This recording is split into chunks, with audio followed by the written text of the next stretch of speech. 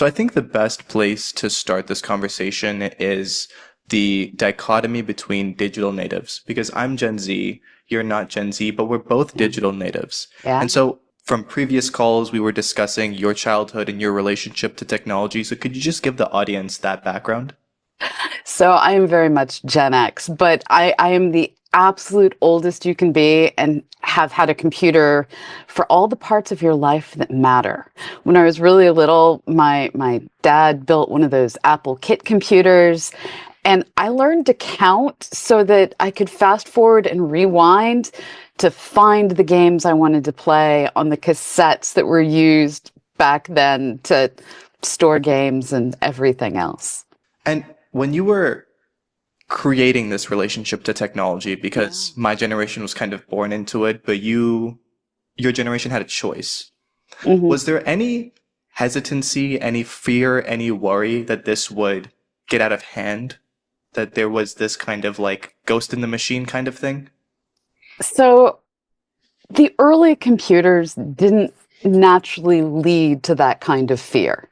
When you're just trying to get your cursor to go up and down to bounce the ball back and forth, you are aware that Cylons are a possibility because the Battlestar Galactica TV show existed, but it's not an in the moment fear.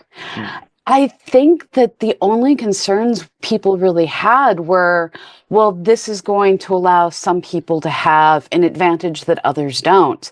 So by the time I got to university, they were starting to install massive computer labs so that any student who couldn't afford a computer had access to the same word processors, the same spell checkers, because, well, typewriters didn't exactly tell you if you were misspelling things. And that simple difference between spell checker and not spell checker was life changing for a lot of us. And so the digital divide was the thing we feared. It wasn't that it would start stealing anyone's jobs. It was empowering us to be a better version of ourselves because typing was so much faster. Suddenly spell checking, suddenly handwriting was no longer an issue.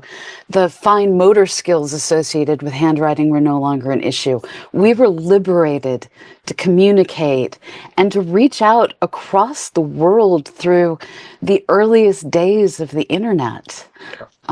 We had to wait for it to start threatening our careers. Yeah, that's a beautiful segue. Wait for it to start threatening. You mentioned the computer lab, and that's something that Mhm. I've been thinking about a lot as well, which is the computer lab was this place beforehand where you could go to use a computer, right? Yeah. And you would go there, you would use the computer, but it wasn't this kind of place where you would use social media or something. Like you would go and you would like write an essay or do research, and you would have this sociality with using a computer. Whereas what the personal computer did and what the smartphone did and what the Apple Watch did is make that an individual experience. So it removed the social aspect of that. And I find that kind of evolution to be even more particularly concerning when it comes to how we have this digital narcissism on social media. It's all about us now. Do you see the same things or do you have a different opinion? Well, I think it democratized people's ability to be narcissists, if that makes any sense. Because in the earliest days, we had things like GopherNet, where you could get on these bulletin boards and share your fan fiction or talk about your pets. I mean, it was super niche. It was only the most technologically literate in society. So it was nerds talking to nerds and Mhm. college students who were bored and things like that. And so people were literally going to the computer labs to socialize with one another while they were logging on to play multi-user Dungeons and Dragons on remote computers and Zoom and Doom and all these other games. And so you combined being there with the other nerds to communicate with pockets of nerds scattered around not the universe, scattered around the planet in other computer labs. And we had the fastest internet speeds when we were in these computer labs. as soon as we went back to our dorm rooms, things slowed down. You're suddenly competing with other people on the hallway. You're using phone lines. Mhm. And then once we all graduated, it was AOL online for a little while, and dial up is terrible. Um, What's that? yeah, no, you don't want to experience that. Yeah. It's the waiting for an image to load slowly. Mm. But what we're seeing with the advent of high-speed internet in every home, with the percentage of someone's income that a computer is likely to cost going down and down, what we're seeing is absolutely anyone can get online and have a high-speed experience. And suddenly it's not one computer per household, it's one or more computers per person. And you're now sitting in a room not talking to each other while sharing the internet. You're just on the internet. Yeah, I think I always find it funny because when I used to live at home, my mom would text me to see if I was available or something. And I Yeah. always found that funny because she's very technologically literate. And so I always found it amusing that she didn't want to like get up and walk to my door. She just found it like a better thing to just text me. And that's a funny example, but it shows how the internet and how technology is taking away our sociality of the species. And so, to that point, when was the moment that you noticed that things were becoming awry through our use of technology? It would have been around 2005, so probably even earlier than you were thinking. Hmm. Um, I was hanging out with some of my friends that I've had for forever. We were drinking far too much wine. We all had our laptops pulled out, and we're shooting links back and forth between each other on, I don't know what instant messenger it would have been at that time, probably AIM instant messenger. Um, and so here we are watching TV together, shooting links back and forth and laughing without ever articulating anything to each other. That idea of spinning your computer around to show something to someone, it went away with the ease of, hey, I'll just send you this link and then watch to see your reaction. Right. And you found this particularly concerning. Like there was no social aspect to that. It was this moment of, this is amazing, and also we are now playing side by side instead of playing with each other. We have developmentally gone back to that first way that small children interact, when they're not playing with each other, they're just playing side by side. We're Hmm. now doing that as adults. And we see this where people in coffee shops are hanging out. They don't talk to each other the way they used to randomly talk to strangers. We don't talk to strangers except through the internet. And there's this weird Uber, I think perhaps caused this weird change in society where we went from don't meet in real life strangers you have met on the internet to order a stranger on the internet and get them in their car with them. Um, That's brilliant. we have changed how we define safety. So let's take a more hostile approach with each other, Yeah. just to experiment with that. So you'll be the person that is saying that technology is not really liberating us; it's actually making us more enclosed, more enveloped in this digital narcissism. And I'll be the typical Gen Z and say, well, technology is empowering us. It allows me to post on social media whatever I want, and we'll kind of asterisk that for later. The I funny think. part about this being, my best friend is someone I met on the internet. My husband is someone I met on the internet. The internet is both liberating and locking us down simultaneously. So we have to each hold both these thoughts in our minds at the same time. How do we do that, Pamela? That's the thing is, as soon as you make that point, I can say, you can say, technology is Yeah. liberating me. Like I've met so many brilliant people over the internet, so many incredible conversations like the one we're having now. We would literally have not met if Yeah. I wasn't in St. Louis or you were not in Montreal. This wouldn't be happening. Right. And so so technology and the internet is liberating us in that way. But it also is that thing of there are no pheromones, for example, if you know what I'm getting at. Yeah, I There's do. it takes something away. There's this kind of proximate in lieu of the ultimate. And it's so difficult, especially for young people. And me, I'm not trying to be sanctimonious in any way. I still struggle with this. It's so difficult for young people who've grown up on this to realize how disempowering how disempowering modernity is. How do we get young people back on this track? This will probably be a theme for this entire conversation, but what are some steps to take for young people? We have to realize the internet is a starting point to experience, but not an end point. I met my husband on the internet, but that's not where the relationship stayed. Mm-hmm. We went to a movie, we got dinner, we dated in real life. We got married. We've spent almost 20 years together. It was a start. Mm-hmm. My best friend was living in Denver, and she hadn't really plugged into a good nerdy community in Denver. There are good nerdy communities. She just hadn't plugged into any. And so we're like, just move out here. We have a good little nerdy community out here. She now lives here, and we hang out at each other's homes all the time. The internet is a starting point. And it's a way to also go between real world experiences. So there's a lot of us that love to go to science fiction conventions. And between these real world adventures, we stay in contact over Discord. We stay in contact over SMS and group texts.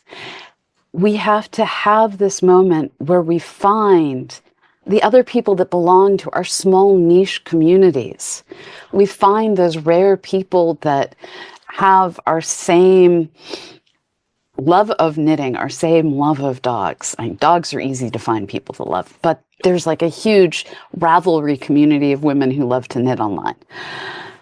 We find our tribe on the internet, and then we meet them in the world. And we have to consistently reach out and do that extra step of actually, I think the cool kids say, go out and touch grass. Yep. We have to go out and touch grass.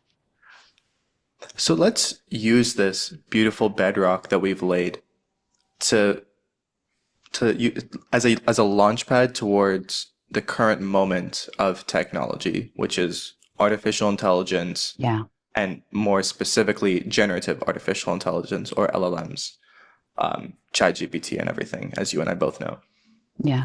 So right now, we've understood that technology can be liberating, but it can also be locking us away.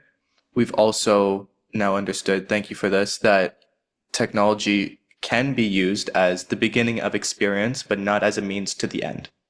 Yeah. What is this current moment of AI right now, in your opinion? What are we struggling with? So AI means a whole lot of different things. When it comes to like AI that's out there identifying breast cancers and things like that, go AI. This is exactly what we need technology to do to be able to focus in on small details and notice things that a stressed out human brain may not notice. But we also see it as being capable of hallucinating information that tricks us into thinking things are true that aren't. We see it taking away creativity. We see it stripping away jobs, and not because it's doing better than we are, but because it's cheaper than we are. And so it's allowing a compounding of wealth. Let me see if I can break this down a little bit. It is empowering when I, as an essayist, can spew my 1,200 pages onto a page. And I'm going to have made typos. I'm going to have had bad grammar as my brain is going faster than my fingers. And it is amazing that there are tools like Grammarly out there that can just go through, highlight, and be like, did you really mean to use this word? No, actually, I typoed. And flag things. But I still have to use my own mind to make sure it's not misunderstanding how I used language, because it assumes that you're using language at a much more simple level than a lot of people use it. And it's frustrating that I have to correct Grammarly, but it still makes it faster for me to write and put out a grammatically and spelling correct version of what I want to say. And cheaper. Now, and cheaper because faster. Now, on the other side of this, there once upon a time were companies that would hire me to come in and write copy for them.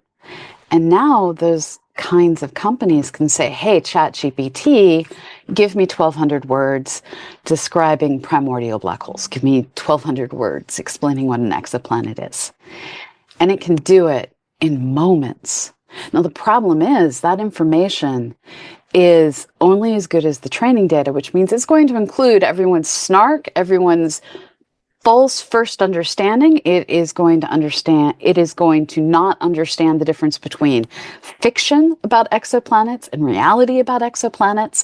And it's going to be missing everything that has been discovered most recently because they're not constantly training this data.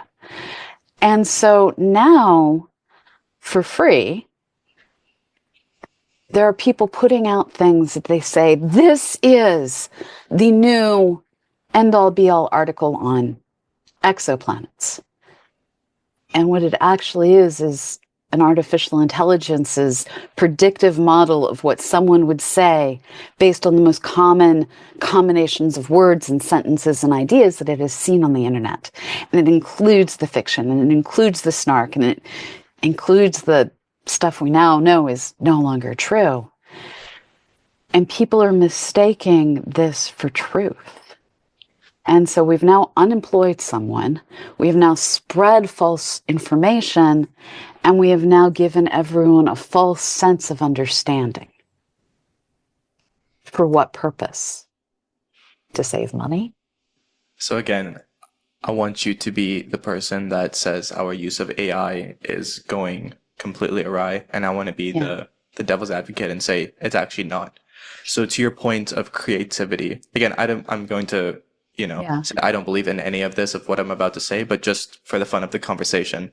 So for creativity, I know Mark Andreessen on the Lex Friedman podcast said, when AI does something we don't want, we call it hallucination. When it does something we do want, we call it creativity. And so if I'm a novelist, I can say, give me 17 plot points for these types of characters, and the AI could go and create something. And so that could be a point of disagreement between us, because an AI to this point is generating creativity. Now, I assume you'll say, but you didn't come up with that. And that's probably in the training data set. So it's not original creativity. It's just original to you. Replicating creativity. Exactly. Jobs. Again, I've written extensively about this, but just as a devil's advocate. Yeah. What do you mean AI is taking away jobs?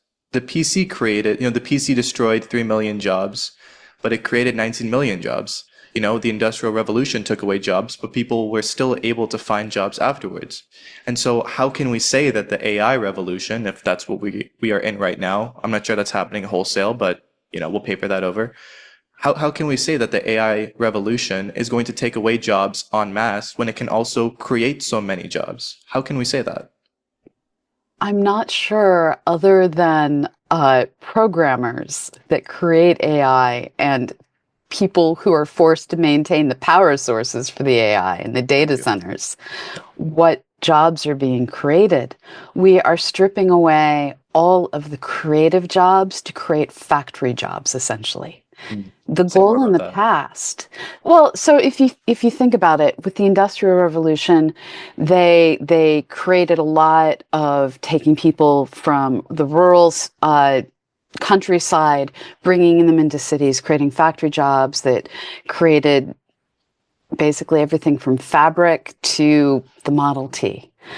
Then, as we started to mechanize more and more of these factories and replace hand jobs, that was a poor phrasing, as we started to replace things that had to be done by hand with robots so that humans are now monitoring the robots, we allowed people to start to get more and more ability to focus on intellectual pursuits. This was a large point of the economics that came out of the Clinton administration and Robert Reich, whether or not you like this economic theory.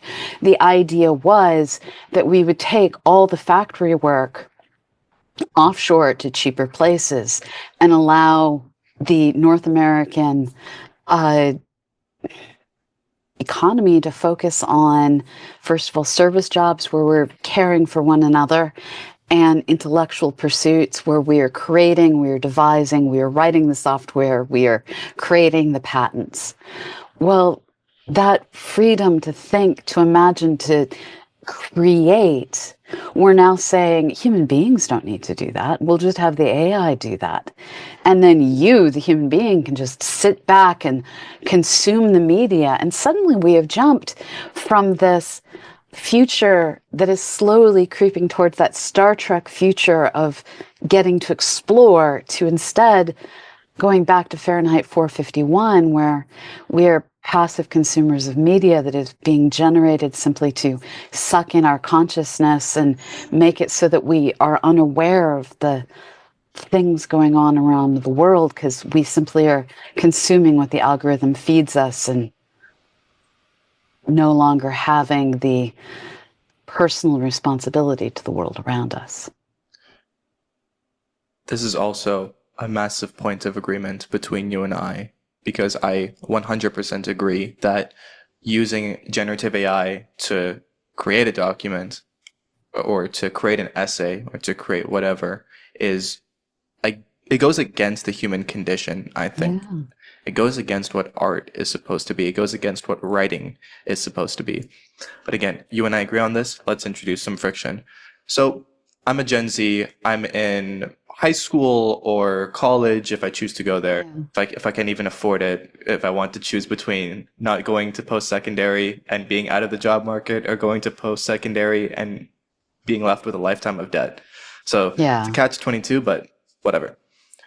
So, or a rock in a hard place. So I'm in post-secondary and I'm in classes that I don't really like. And so now I have this tool called ChatGPT, and I can just give it kind of the parameters of the essay and get it to generate me a document. Yeah. This saves me time. It saves me money. It saves me energy. I can go and I can work, or I can pursue other creative activities. Why is this such a bad thing? Why is me taking this shortcut, working smarter, not harder, a bad thing for me down the line, or just in general? So the question is, what is the purpose of having to write that essay? The purpose of having to write the essay is not to simply produce 5 paragraphs or whatever your requirement is on some specific book. The purpose is to train your mind in how to argue, how to summarize, how to debate.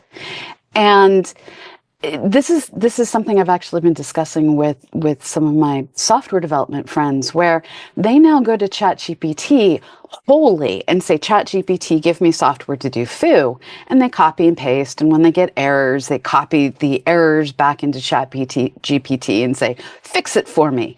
And this is, instead of sitting down and reading the documentation and learning how the software works and innovating within the new abilities that new technology allows us to have. Well, when you read the documentation, when you struggle at the base, you can learn problem-solving skills, and you can sometimes see connections that no computer is ever going to be able to see, because they aren't originating ideas. They are parroting pre-existing ideas. So there may be some new way to write software that runs twice as fast as the way it's currently running.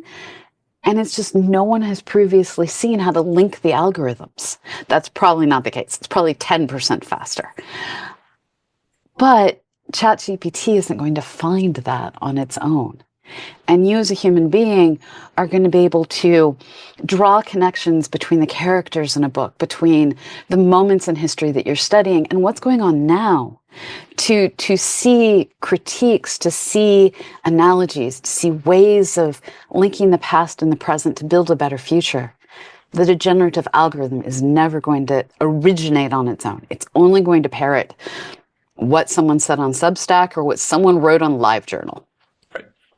Right. I'm just thinking of this analogy where, I want a daughter, and so I'm painting a picture or drawing with her, and instead she like creates something with ChatGPT and Dolly and makes it within 5 seconds. Is like, hey, Dad, I made this, and that's fine and well, but the point of that exercise is to create social bonding between daughter and father. The Yeah. point of the exercise is not necessarily the picture that comes out of it, but it's the experience and the journey of that social bonding. And I think that is a nice, without being ironic, picture of that's what it's taking away from you. People have to realize that these tools, while helpful, again, we're talking about it in this context, not identifying breast cancer or even, looking through massive amounts of data to identify exoplanets or Right. transits or anything like that. Those are all well and good. But the way that we're using these tools are just completely unhealthy. And it prompts two questions. Where does this go?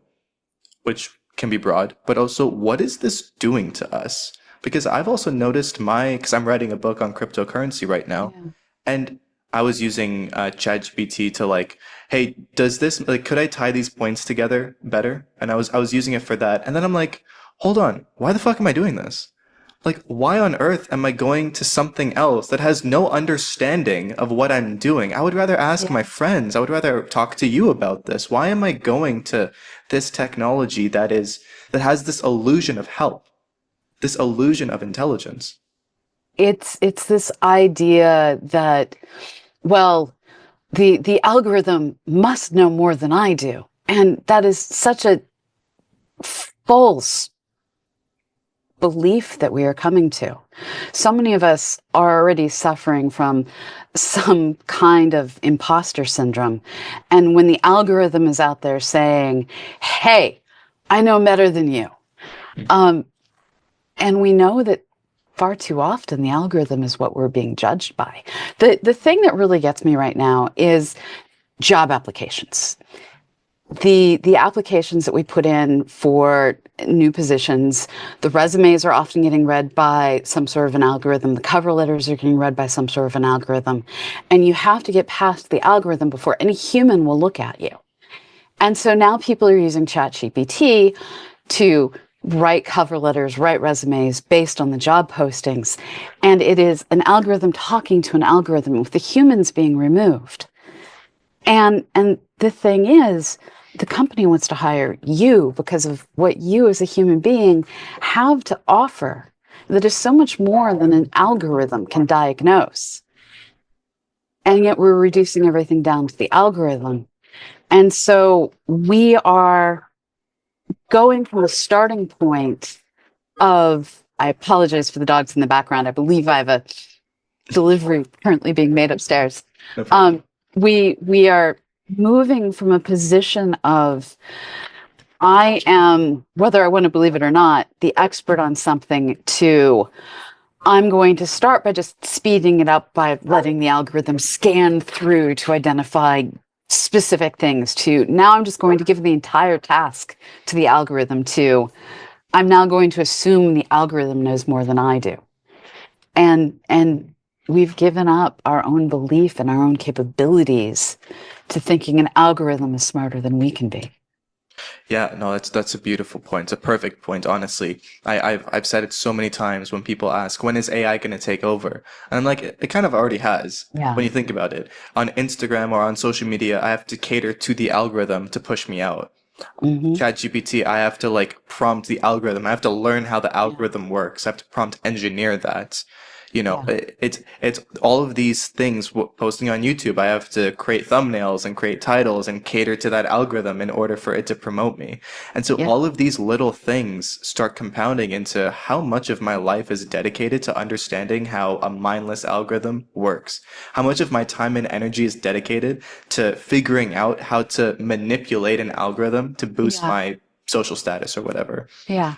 Just on the point of, the two algorithms talking to each other, me as the hopeful job, me as a job applicant and Yeah. the job posting in general by the company. Isn't it also on the company for using AI to scrub through those applications? It Uh, is. yeah. Yes.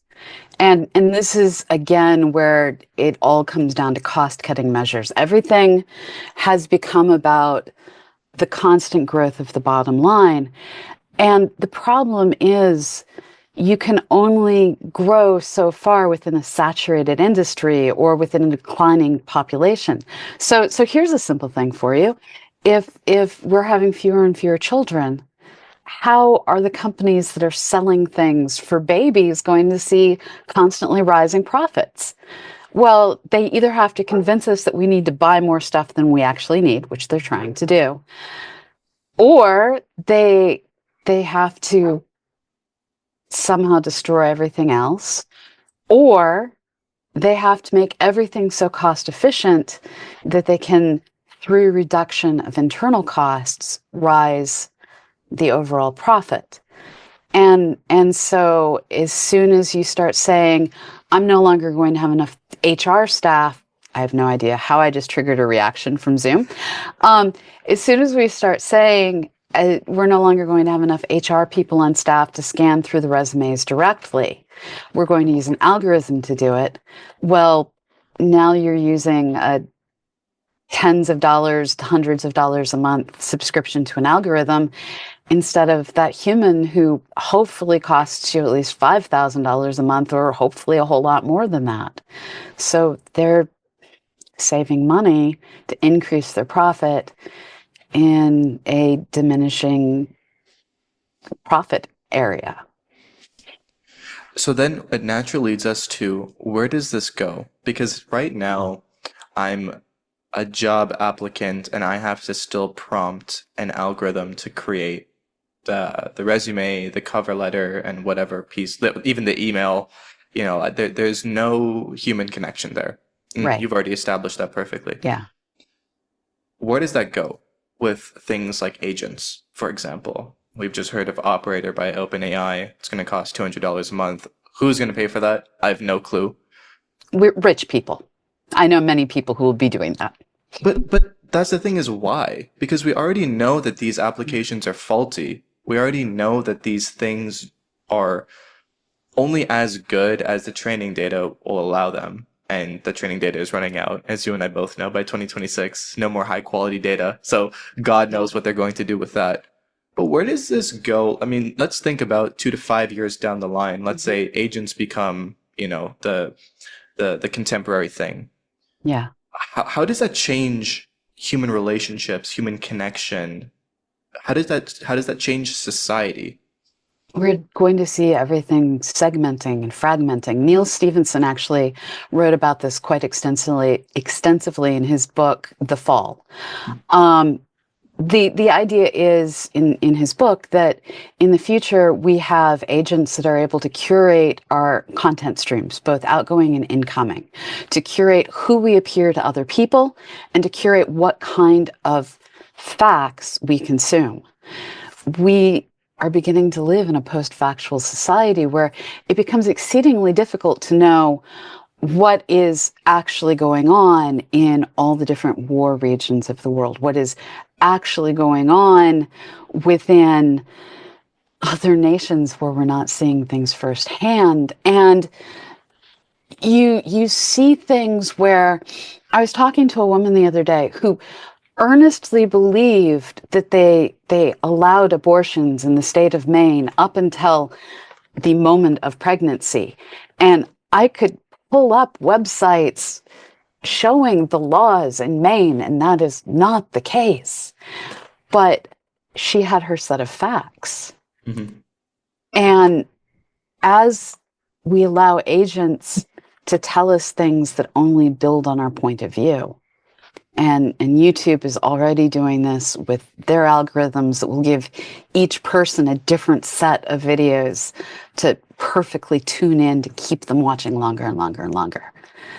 As agents step in and say, oh, I see you like this conspiracy theory. I'm only going to give you content, fiction or fact, that builds on that conspiracy theories point. We're each going to end up locked into our belief systems and only consuming things that reinforce that belief system, whether it's real or not, whether new information changes that reality or not. I've seen this also happen, and this might make the conversation weird, but when particularly males, but we'll just generalize it to people, use Yeah. pornography, they Yeah. start off very vanilla and then they increasingly get to more extreme things.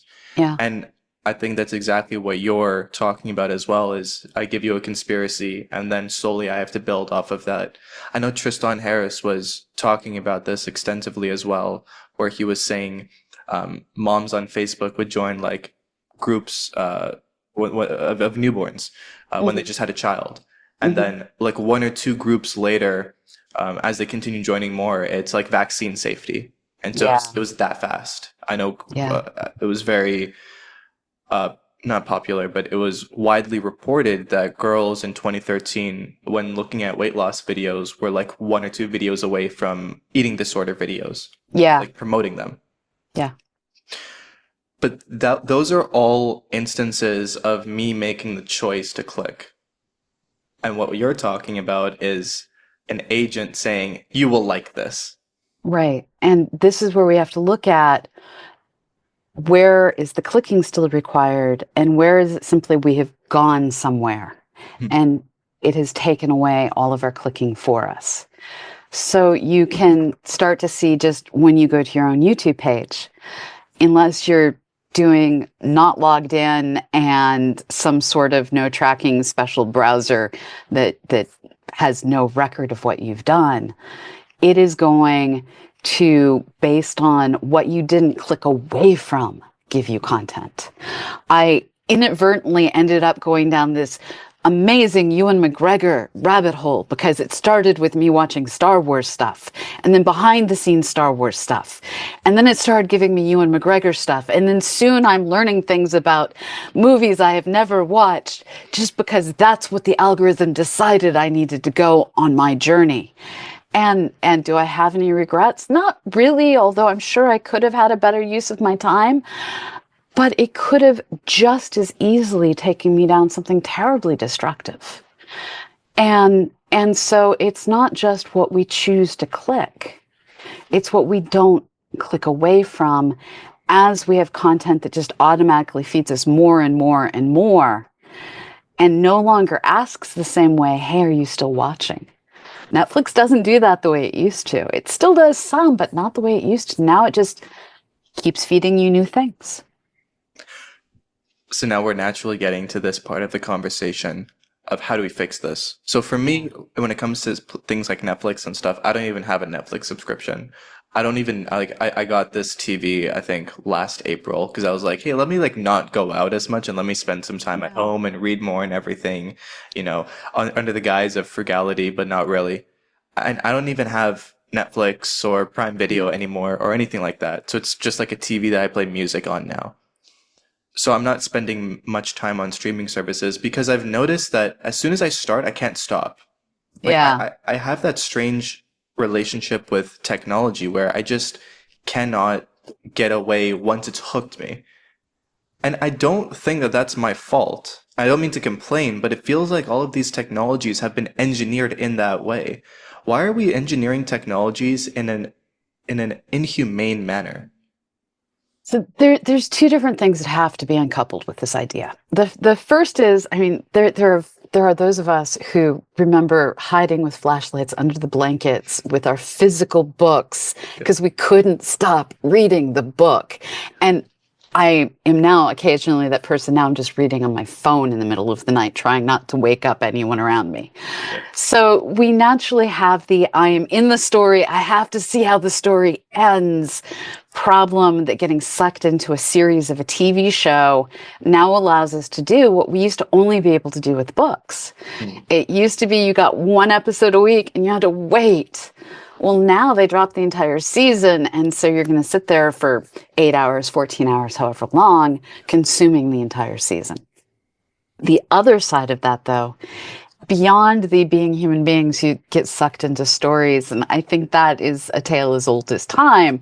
We all used to sit around campfires at summer camp, and our ancestors sat around campfires because that was just home. Mhm. There's something about stories and humans that we're just sucked into stories. But the other side is the algorithm feeding us constantly changing content. I hit the end of the series and now it has started a new series that I didn't even know existed. And now apparently I'm going to watch all 8 hours of this new series. And there's some weird rabbit holes that the algorithm will take you down just to keep you hooked.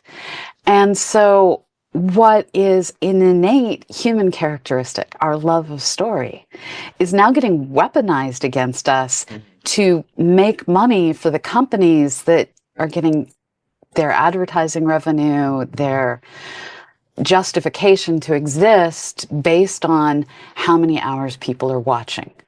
So, our innate love of story is getting weaponized by an algorithm that keeps feeding us stories based on what we haven't clicked away from in the past. Is there anything that you in particular do to augment your sense making in the age of noise?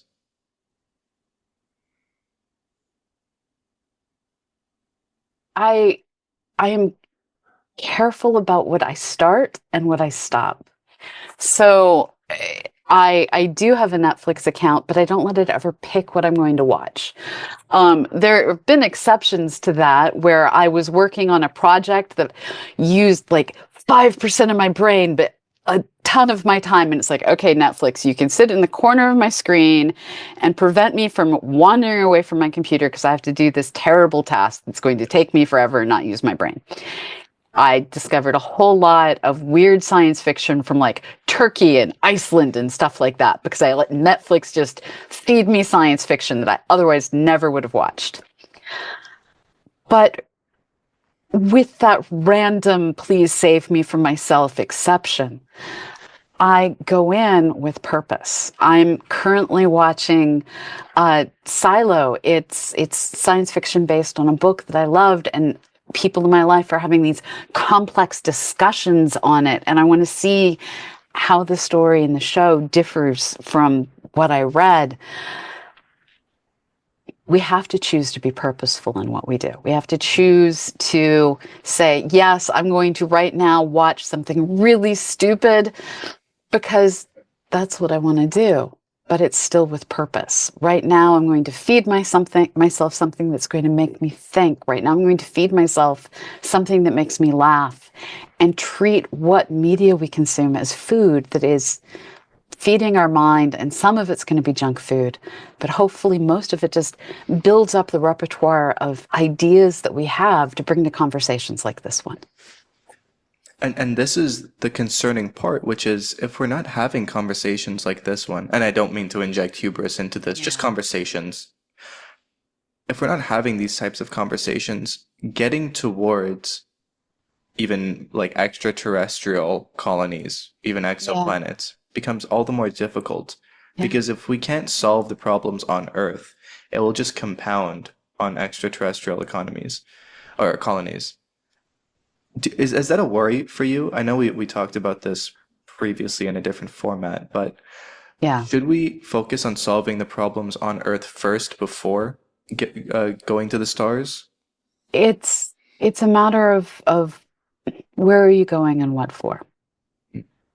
Having the research stations that we have in Antarctica makes sense. We are learning, we are discovering, we are realizing things about our world. Having research stations on Mars, I think, is an interesting idea. I'm not sure what it needs to be done that a robot can't do yet. I want to see fossil hunting on Mars take place just to answer questions. But we need to ask ourselves at what cost?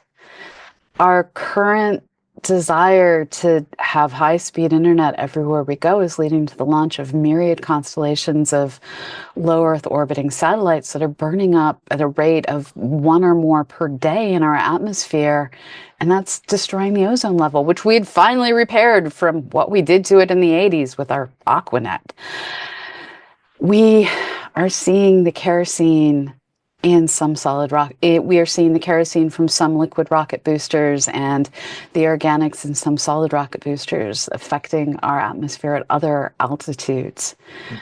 Our space race is affecting our atmosphere, and we are putting the technology ahead of answering the questions, at what cost?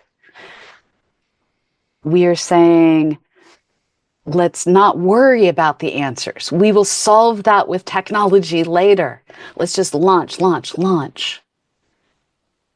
Except there may be costs that we can't pay later. And we don't even know what those costs might be because we aren't pausing long enough to ask. It's sort of like the person who's like, hey, I'm in my early 20s. I'm going to have a job. I'm going to make my fortune as soon as I get out of college. So I'm going to take all the student loans. I'm going to accept all the credit cards that they're going to give me. And I'm going to drive up all the debt. It's super easy to come out of college with $100,000 in credit card debt and hundreds of thousands of dollars in student loans. And that's now something you can't pay back. That is going to cost you your ability to buy a home, to necessarily be able to live by yourself without roommates. And it's because we assumed the future would take care of the now. And the now has to take care of the now. And that sounds trite, but that's kind of where we're at. But what happened to the future? My generation is asking this question constantly, where we're worse off than our parents in terms Yeah. of starting a family, buying a home, attending Yeah. post-secondary education. Mm-hmm. Our mental health is completely shot. Our Mhm. emotional health is probably not being taken care of. Mm-hmm. Our physical health is probably diminishing because all I see are far better looking people on Instagram and TikTok that are telling me the workouts to do and the Filters. supplements to buy. Yeah. Exactly. I feel horrible because I use filters on dating apps, and even when I'm on those dating apps, I'm not getting matched. And if I am getting matched, nobody can hold a conversation. If I go to the date and have that date, then the date doesn't go well because we're both thinking of, oh, maybe we could have found someone else 3 swipes later, and then we go back. We both go back home and talk about that horrible experience we had because we were not there because we were thinking about the dating app. What has happened here? It's such a stupid question, but what have we done? I don't know. So I'm solidly Gen X. I was a feral child who drank out of the hose and went all over Kingdom Come, even though I was supposed to stay within a block of the house on my bicycle, and I was 10 miles away. Somewhere generations older than me, I think. I mean, Gen X we're the last generation to have just kept up with our parents. Maybe. We're kind of both sides of that line. I think I'm about where my parents were, maybe. Probably not.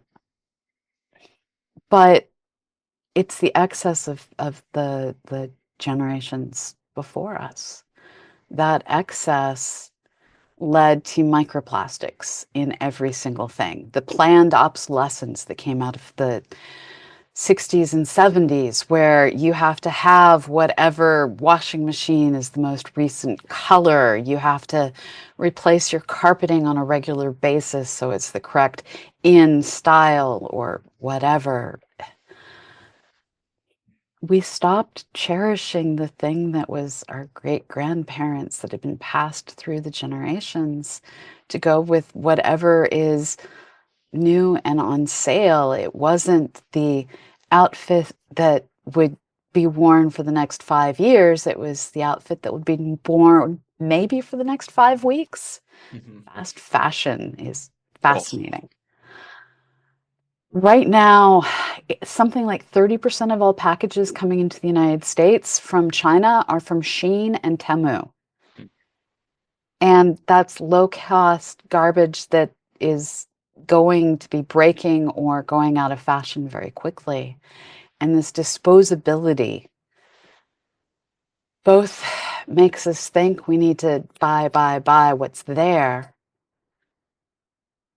and also just makes it hard to get ahead. And one of the things that doesn't get thought through anymore is I learned, luckily, at some point in college that if I saved up and bought the North Face or the Columbia jacket for $300, and there's still $300. Inflation hasn't really gotten to Columbia's. I don't understand. Um, that jacket was going to last me for 8 years, 10 years. Or I could buy the $50 jacket that lasts me a season. And after 10 years, I've now spent $500. And that need to save up to get the thing that was more expensive has become so much harder. It used to be rent was 30% of your income. Now rent is 60, 70% of your income. And if you're paying that much more of your income towards rent, how are you going to save up for that jacket that's going to be the long-term savings? So we have fast fashion telling us we have to constantly replace things. We have the cost of housing making it impossible for us to save up for things that will last in the long term. The disposability of everything that we get is polluting the world, is causing all sorts of pollution from shipping, is putting microplastics into the ecosystem. And the economy is buy, because the bottom line has to go up, up, up. And the only thing that's happening is the rich are getting richer at a faster rate than the rest of us can move ahead. You know, it's funny.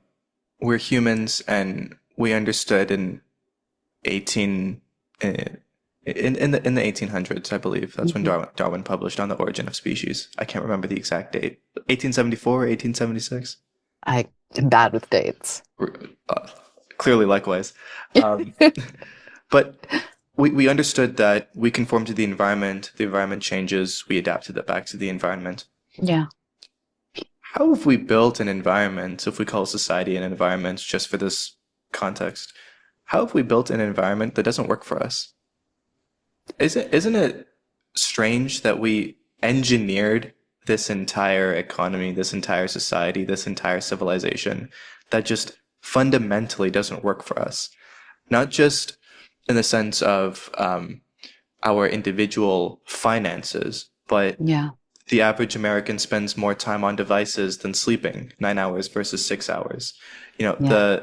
the times where people are on social media the most are between 9 p.m. and 11 p.m. We all know what blue light does to us, keeps us up. And these are just two physiological examples. Yeah. We're seeing dating apps completely collapse the ability to generate a romantic relationship. Yeah. We're seeing social media collapse the ability both of having respect for myself and having respect for others. As soon as I see somebody that has more than me, my immediate reaction is, why the heck does why how do they have more than me? I'm always making excuses. Oh, their parents gave them, they were born into it. They got lucky in the lottery. They bought Bitcoin when it was $10. And now I feel even worse. I don't have any of those things, and I can't have any of those things because of the excuses that I generated because of this caricature on social media. We built this society that clearly doesn't work for us. That is true. Yeah. Is there a way for us to build out of that? Are there any solutions that you see that shed light, not shed light, that could be a source of light for us to go towards? The problem is that human beings are hierarchical animals. And like all animals, we also have certain things that we just like and we will consume to the danger of ourselves. If You allow an ape access to fermented fruit, they're gonna get drunk. It's biological imperatives at a certain level to go get that thing with the high calories and all the sugar, and it's going to be good for you in the long term. But naturally, you don't end up with fermented fruit quite the way our technology allows us to do. And we have unfortunately followed our worst instincts further than are healthy. And we have to either put into positions of power those who are driven by looking for the greatest good for the most people, which is going to be the least good for the most powerful people. Or we simply have to exist in much smaller societies. Things like communism don't work writ large because there's always going to be people who are like, nah, I'm just going to kick back and let everyone else do the thing. And you can't hold accountability outside of a small tribe, essentially. This is one of those things sociology figured out, and then Marx put a bunch of exclamation marks on when people attempted to follow his theories, and it failed spectacularly. In nations where they've done things like try out universal basic income, where they have universal health care, where they have said, we're going to pay higher taxes to make sure that there's no one who is left behind educationally, you see the greater good, but you also don't see the same can get absolutely rich that you see in countries where capitalism can go to much higher extremes. And there's a certain social manipulation at play where the American dream is weaponized to anyone can be anything if they just try hard enough, which means if you don't have everything, clearly you're not trying hard enough. If you aren't beautiful enough, you're not trying hard enough. If you're not thin enough, you're not trying hard enough. If you're not rich enough, you're not trying hard enough. And we have to switch that around to actually say, well, what circumstances might be holding me back that are beyond my control? And suddenly you start to see some people do have the extreme luck. Some people are genetically gifted athletes. Some people do actually work hard enough and have luck and get ahead on their own. But most of the time, it's going to be got a leg up from other people helping them. And they're calling it following the American dream and not giving other people the leg up to help them. If you had a magic wand and you could solve one problem in the world, what would it be? Equal opportunity to education for everyone. And why? The more we allow people to know and understand the world around them, the less likely they are to be taken advantage of, the less likely they are to be manipulated, the more able they are to use all of their personal skills, gifts, creativity to add something new and exciting into the world. By allowing someone to achieve whatever they are intellectually able to achieve, we are empowering them to make themselves and the world around them better. When we don't give people equal opportunity to education, the people we hold back from having equal chances to learn, we're saying we're also not going to allow you equal access to the economy, to jobs, to being able to think independently, and we're instead going to make it easier to manipulate you. Education is liberation. Education in your context. Yeah. Speaking of that, what gives you hope in the world? The fact that there are people still out there determined to try and use their voice, to use their essays, to use their YouTubes, to use their podcasts, to say, hey, learn this thing. Make yourself less vulnerable. Make yourself more able to connect ideas. Become a better person by expanding your mind. Education isn't limited to K through whatever and university.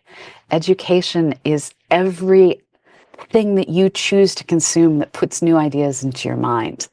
And the fact that there are people donating their time because they have a voice and they want to share their ideas and they hope to get paid. May someone please advertise more frequently on all these podcasts. That gives me hope. As long as people want to be heard, that gives me hope. Yeah, thank you for your kind words. But just one thing to note, I find it annoying when people have podcasts and their goal is to empower people or to reduce vulnerability, and then they go ahead and like sell them a bunch of stuff that they don't need. Like, oh, buy this crypto app or Yeah. use this, like coffee You mug have and to keeps have responsible advertising. exactly.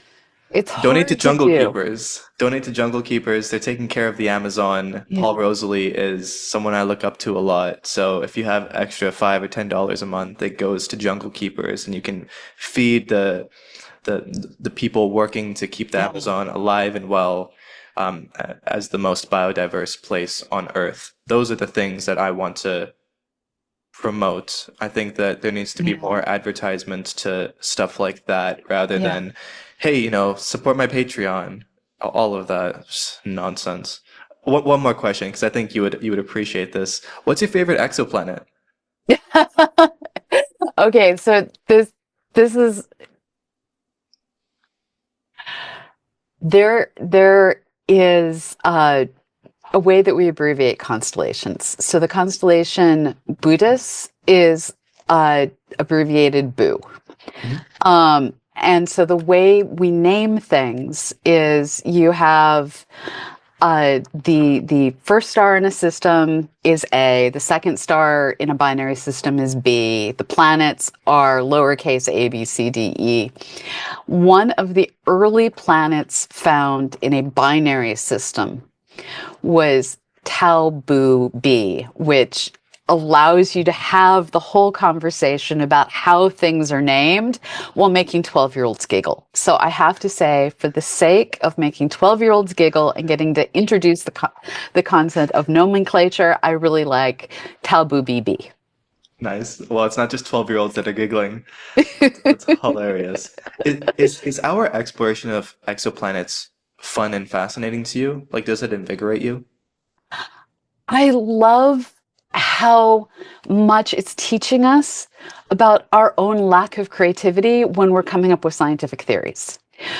Prior to the discovery of 51 Peg back in the mid-90s, the first exoplanet found around a sun-like-ish star was a massive Jupiter, snuggled right up against that star, super hot. And this was something we didn't think could exist. And we had always had this notion that rocky worlds exist next to stars, and then gas giants and ice giants. And now we're realizing the universe is just going to do whatever it feels like and put planets wherever it feels like.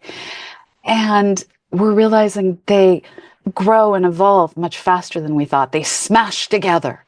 And the more we see about how solar systems exist out there among the stars and how planets get ripped out of solar systems and exist free floating between the stars, we're realizing how little we were able to imagine. And I love this idea that the only thing limiting our ability to understand the universe is our technology that allows us to observe it and our creativity that allows us to imagine how it works. And the technology is evolving faster than the creativity. So we have to catch up. And that's remarkable. That's so important. We need to make technology that enhances our creativity, and we need our creativity to enhance our technology. And so those two things need to always be proportional. Pamela, this was a fantastic conversation. I want to continue talking with you, but I also want to respect your time. So we'll have you back on for a second round. Where can we find you online? I am Starstrider with a Y just about everywhere on the internet. StarStryder. And I hope to see you joining me to learn and do science as well. Absolutely. Can't wait. Thank you so much. Bye-bye.